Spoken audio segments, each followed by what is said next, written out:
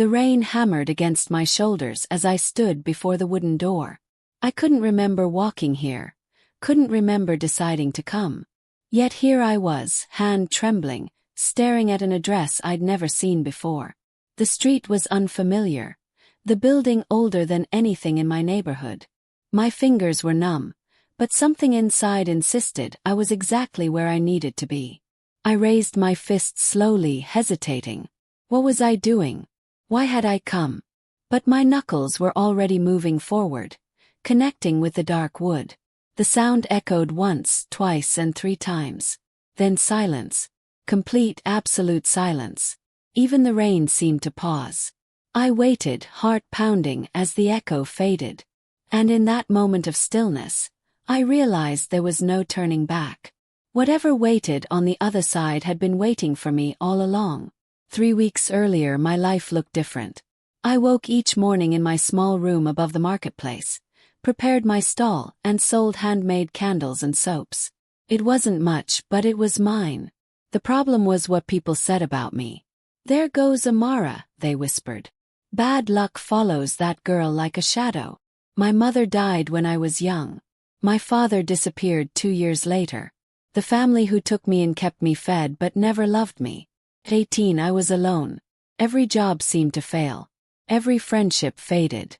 People avoided me as if misfortune were contagious. But I kept going. One morning, old Beatrice from the bread stall dropped her basket into the mud. People stepped around her, clicking their tongues. I put down my work and helped her gather what could be saved. She thanked me with tears. As I walked back, I felt someone watching. When I turned, a woman across the street quickly looked away. The next day, a young mother came to my stall with 2 small children. Her eyes were tired, her clothes worn thin. She admired a lavender soap, turning it over like it was gold. "How much?" she asked quietly. I named my price, knowing she couldn't afford it. I watched her face fall as she set it down. "Maybe next month," she said, forcing a smile. I looked at my table. Business had been terrible. I needed every sale. But something in her eyes made me reach for the soap anyway. "Please take it. Your children deserve something nice." Her eyes filled with tears as she clutched it to her chest. After she left, I counted my remaining items. Almost nothing. I'd given away what might have been my only sale that day. As I packed up early, I noticed the same woman from yesterday, standing in the shadows, watching me. When our eyes met, she didn't look away this time. She stepped forward. She approached slowly, moving through the crowd like water. People didn't seem to notice her, though she was striking in an unusual way. Her clothes were simple but well-made. When she reached my stall, she didn't look at my products. She looked directly at me. "You're Amara," she said. Not a question. He nodded. "Do I know you?" She smiled slightly, almost sadly. "No. But I've been watching you." My heart quickened. "Why?" Instead of answering, she picked up one of my candles. "Do you believe luck notices people?"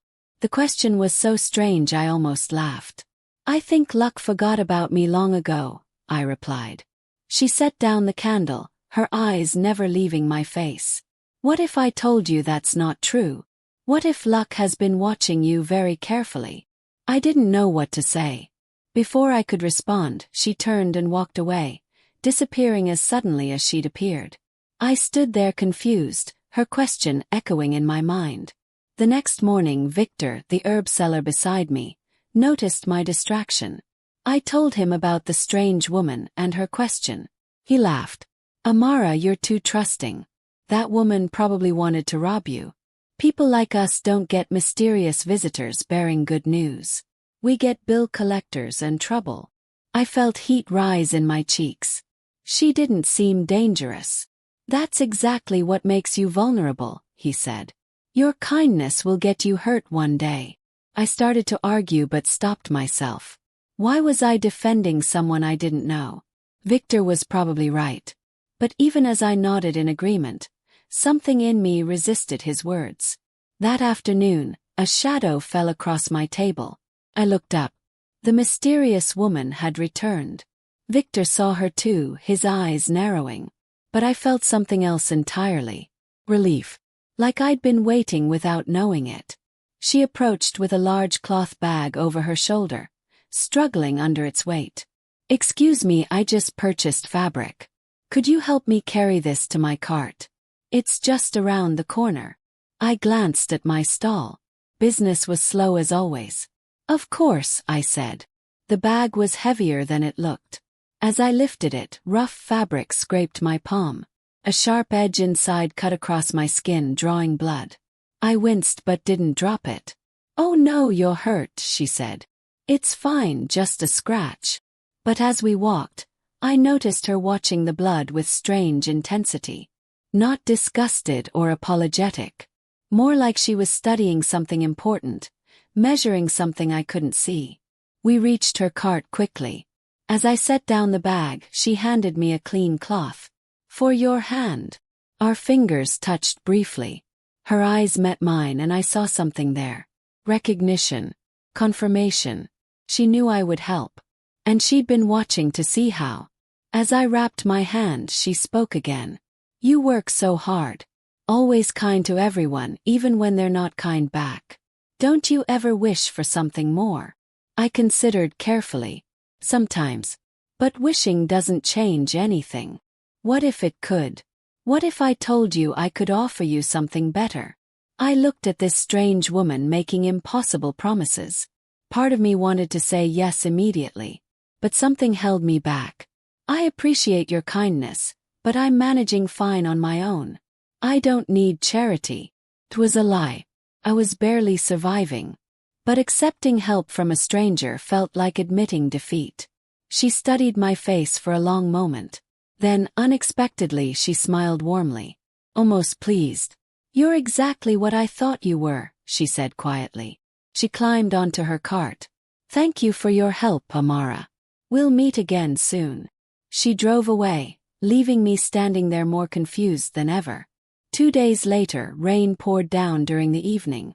Most vendors had packed up. I was securing my last items when I saw her again. The woman stood across the square, rain soaking through her clothes. No umbrella, no protection.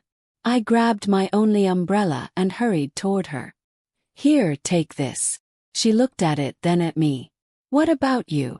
"I don't have far to walk," I lied. My room was actually a 15-minute journey. She shook her head. "I can't take your only umbrella. Please, you'll catch your death." She held it for a moment, something unreadable crossing her face. Then she opened it slowly, as if the gesture carried enormous weight. "Thank you," she whispered. I turned away, pulling my thin shawl over my head. Rain soaked through immediately. By the time I reached my room, I was drenched and shivering. But I didn't regret it. Behind me, the woman stood alone under the umbrella, her hands trembling as she watched me disappear. Something in her expression looked almost like tears. The next morning, the woman didn't appear. I told myself it didn't matter. She was just a stranger. But I found myself looking for her anyway. Days passed. A week. Still no sign. I began to think I'd imagined the whole thing. Maybe Victor was right. Maybe she'd been a con artist who moved on. The thought made me sadder than it should have. On the 8th day, I arrived to find something different. There, placed carefully in the corner where I kept my personal items, was a small object wrapped in cloth. I looked around, but the market was mostly empty. I unwrapped it slowly. Inside was a brass key, old and worn but well maintained. It was deliberately placed, not dropped or forgotten. Someone had left this for me specifically. My heart began to beat faster. I turned it over, feeling its weight. Why would someone leave me a key? What did it open? I already knew who had left it. I held the key up to the morning light. It was beautiful in a simple way. The brass darkened with age but smooth from years of handling. This was important to someone. At the bottom I noticed something. Marks in the metal. Not damaged. Deliberate scratches. Writing. I squinted, turning it to catch the light. Letters and numbers, tiny but clear. An address. My breath caught. The address was in the old district, where wealthy families had lived generations ago before moving to grander neighborhoods. I'd never been there. Those buildings were mostly empty now or converted into storage. Why would someone give me a key to that place? I wrapped it back and tucked it into my pocket. All day I felt its weight, a constant reminder. That night I pulled it out again, studying the address in candlelight. It would be so easy to go. But something held me back. Fear maybe. Or the certainty that crossing that threshold would change everything. The next day I showed the key to Victor. I needed someone to tell me I wasn't crazy. He laughed when he saw it. You actually think this is real? Amara, this is obviously a prank. Or worse, a trap. Others gathered around. Old Beatrice peered at it. Probably opens nothing. These old keys are worthless. A younger merchant named Paolo shook his head. Don't be naive. Someone's playing you for a fool. If you go to that address, you'll probably get robbed. Their words stung because part of me agreed. This whole thing was ridiculous. Mysterious women, strange questions, a random key to nowhere. It sounded like a children's story. I tucked the key back, face burning with embarrassment. You're probably right, I mumbled. They returned to their stalls, the incident forgotten. But I couldn't forget. That night, alone in my room, I took out the key again. My hands shook. Everyone thought I was being foolish. Maybe I was. But something whispered that this mattered. Sleep refused to come. By candlelight I studied the address again. The old district wasn't dangerous exactly. Just forgotten. If I went during daylight I'd be safe. And if the key opened nothing, at least I'd know. I could stop wondering. Decision made, I felt calmer. Tomorrow. I would go tomorrow. Morning came gray and overcast. I left my stall closed, hanging a sign saying I was unwell. The walk took longer than expected. I'd lived here my entire life but had never ventured to this part. Buildings grew older, their architecture more ornate but crumbling. Fewer people walked these streets. Those who did moved quickly, heads down. I checked the address 3 times. Finally I found the street. My heart hammered as I counted numbers. The building was tall and narrow, squeezed between 2 others. Its windows were dark, and the door was plain and unwelcoming. It looked completely abandoned. This had to be wrong. Why would anyone send me here? I stood across the street staring. The place looked like it hadn't been opened in years. Dust coated the windows. Dead leaves piled against the door. I almost laughed at myself. All this anxiety over nothing. Victor was right. I'd been played for a fool. But I'd come this far. I might as well try the key. I crossed the street slowly, each step heavy. Up close, the building looked even more desolate. Paint peeled from the doorframe.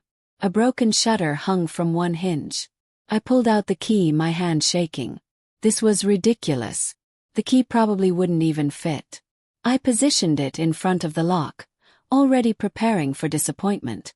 Then I slid it in. Fit perfectly. My breath stopped. For a moment I just stood there, unable to believe it.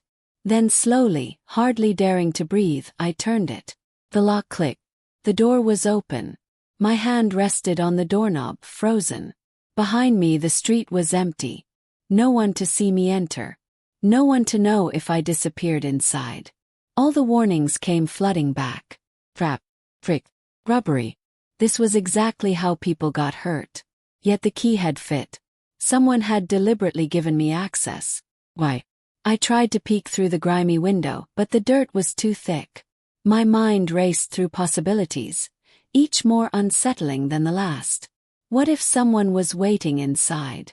I stepped back, decision made. This was foolish. Dangerous. I should leave now, throw away the key, and forget this ever happened. I turned to go, my sensible side finally winning. But as I took my first step away, I heard it. Soft creak. I spun around. The door I'd left closed was now open. Just slightly. Just enough to show a sliver of interior. Not darkness as I'd expected. Like warm golden light spilling out. Against every instinct screaming at me to run, I moved toward that light instead. I pushed the door wider, my breath catching. The interior was nothing like the abandoned exterior suggested. The floor was clean, polished wood. The walls were painted soft cream, lined with photographs in simple frames. Everything was neat, organized, and intentional. Someone cared for this place. But there was no one here. I stepped inside cautiously, leaving the door open as an escape route. My footsteps echoed in the silence. The space was larger than it looked from outside. More photographs lined the walls. Dozens of them. Hundreds, maybe. I moved closer to examine one. It showed a woman standing in front of a small shop, smiling proudly. The next showed a different person, a young man holding what looked like a diploma. Another showed a family in front of a new house. I moved down the line, studying face after face. All strangers. All clearly captured in moments of success or happiness. What was this place? Why were these photos here? Behind me I heard footsteps. I spun around, heart leaping. The mysterious woman stood in the doorway, silhouetted against the light. She was smiling, instinctively, suddenly aware of how trapped I was. You weren't supposed to come this far. Most people don't. They either ignore the key entirely or they stop at the door. Very few actually step inside. What is this place? I asked, my voice shaking. And who are you really? She gestured to the photographs. This is a record. A testament to what kindness can do when it's pure. When it expects nothing in return. I shook my head, confused. I don't understand. You will, she promised. Then she moved to the far wall and pressed her hand against it. Something clicked.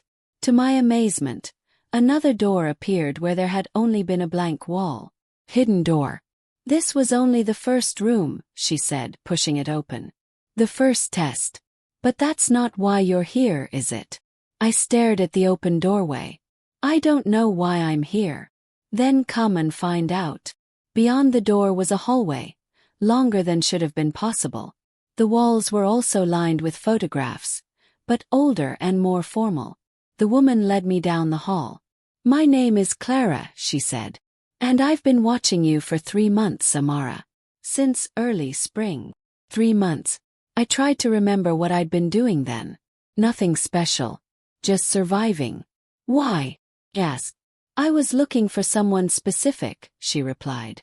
I was looking for someone who gives without considering the cost. Who helps without waiting for thanks. They maintain their kindness even in the face of adversity. We reached the end. Another door, larger and more ornate. I watched you help Beatrice. I saw you sacrifice your profit for a struggling mother. You gave me your only umbrella. You helped me carry a bag which caused a cut on your hand. She turned to face me. Every action was a test, Amara. And you passed every single one without knowing. Without trying. That's what made it real. She opened the final door. This is what I wanted you to see. The room beyond was breathtaking. The room was vast, boasting high ceilings and tall windows that revealed a garden I hadn't noticed from the street. The walls were covered floor to ceiling with more photographs. Recent ones. Some I recognized. My heart stopped. Who is that woman in the first photograph, the one with the shop? I'd given her advice once when she was struggling to sell jewelry. I'd spent an afternoon teaching her how to display items attractively. Who was the young man holding the diploma? I'd helped him with reading when he was younger. Is this the family that owns the house? The father had worked near my stall. I'd shared food with him during a hard winter. These people, Clara said quietly. They're just some of the lives you've touched. Most don't even know it was you who set them on a better path. A word of encouragement. A moment of kindness. It was a simple gesture of giving. These are the seeds you planted without any conscious thought. I moved along the wall, recognizing more faces. Why are you showing me this? I whispered. Clara smiled. You must realize that you have always been fortunate, Amara. You were being tested, refined, prepared. I turned from the photographs, my mind reeling. Prepared for what? Clara sat in one of several comfortable chairs, gesturing for me to do the same. For the past 20 years I've maintained this hall. It was left to me by someone before me, who received it from someone before that.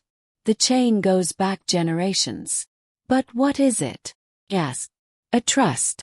Built by someone wealthy and kind who wanted to ensure that goodness was rewarded, but only real goodness.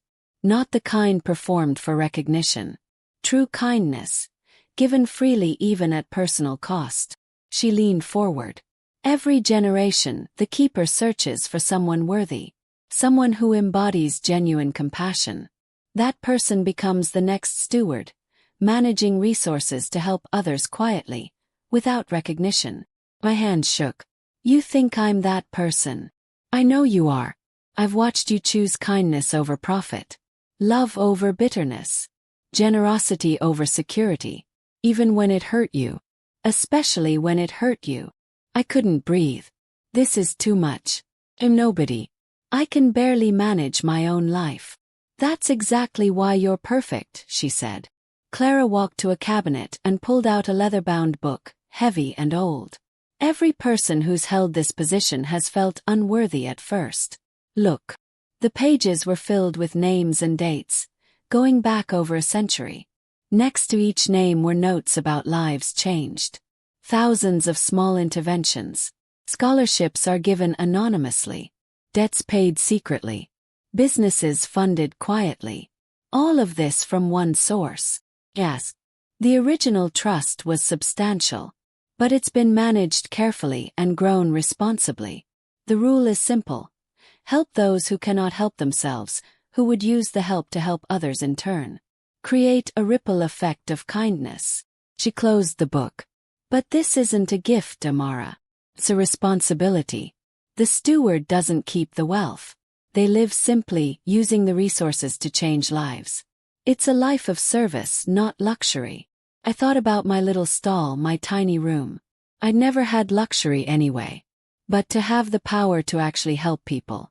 What do I have to do? I asked quietly. Clara smiled, but it was tinged with sadness. There's one more test. Final one. And it's the hardest. Clara led me to another section where a desk held papers and ledgers. If you accept this role, your first act as steward must be to choose someone who needs immediate help. Significant help. This assistance should be sufficient to completely transform their life. She paused. But you cannot choose yourself. Blinked. What? Your first act must be to give away help you desperately need yourself. You must prioritize the well-being of others over your own immediate circumstances. This is the final test of your character. The room suddenly felt smaller. I was barely surviving. Winter was coming and I had almost no savings. My stall was failing. I needed help desperately. And she was asking me to give it to someone else instead. If I'm going to be the steward, won't I have access to resources? Can't I help myself later? Eventually, yes. But this first act defines everything that follows. Proves that you truly understand what this role means. That service comes before self. Always. Clara placed a piece of paper before me. You have until sunrise tomorrow to decide. Choose someone, anyone you know who needs help. Write their name here. Whatever they need will be provided. But you cannot choose yourself. He stood. I'll leave you to think. After Clara left, I sat alone, surrounded by evidence of lives changed by kindness. The paper sat before me, blank and waiting. I thought about my situation. I was 1 month behind on rent. My stall barely made enough to feed me. Winter would probably force me to close entirely. I needed help so badly it hurt. But I thought about others too. Beatrice, an aging woman, was struggling to bake enough bread to survive. Beatrice, a young mother with her children, was dressed too thinly for the impending cold. Paolo, who had previously referred to me as naive, was, I knew, actively supporting his sick sister. Victor, who consistently put in 14-hour days and appeared exhausted, was also present. Any of them needed help as much as I did. And Clara was asking me to choose them over myself. To prove I meant it when I'd been kind all these years. That it wasn't just because I had nothing better to do.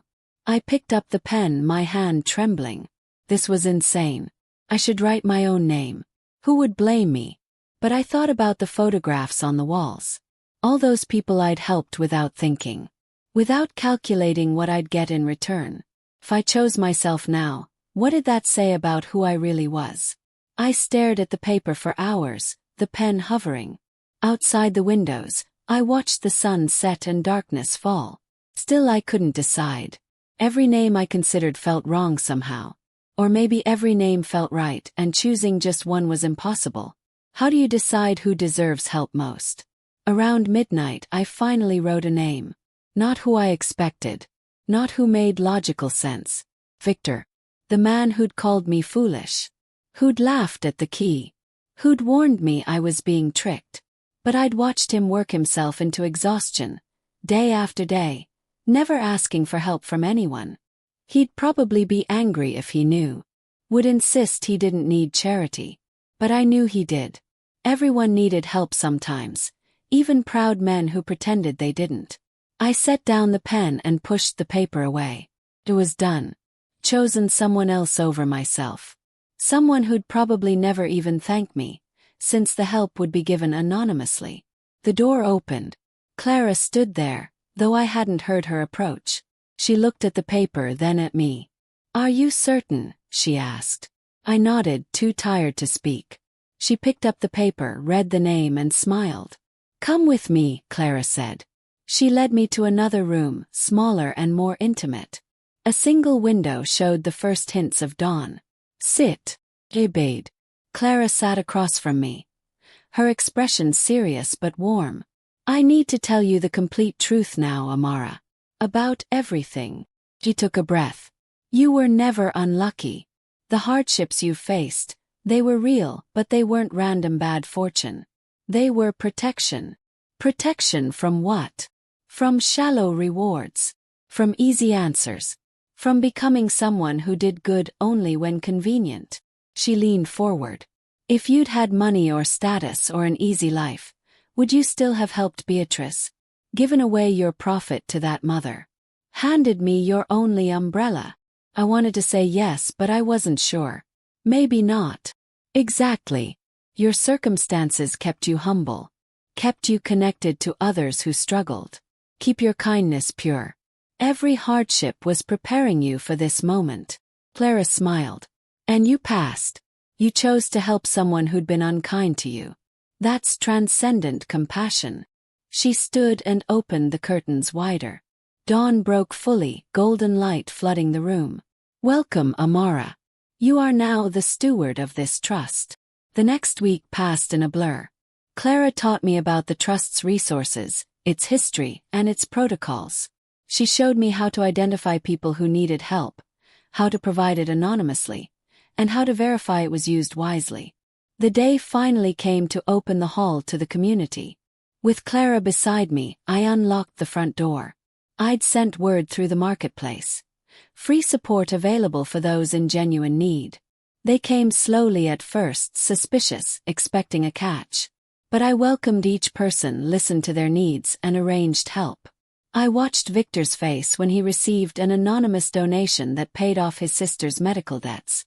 He never knew it came from me. The young mother cried when she found winter coats for her children. Beatrice got a new oven for her bakery. One by one, lives began to change. And mine changed too. I moved into a small apartment attached to the hall. Simple but comfortable. I closed my market stall, but I didn't miss it. This work was infinitely more satisfying. The hall became known as a place of hope. And I learned the truth Clara had been teaching me. Luck didn't find me. Kindness did. Kindness I'd given freely, expecting nothing. And in the end, kindness had given everything back.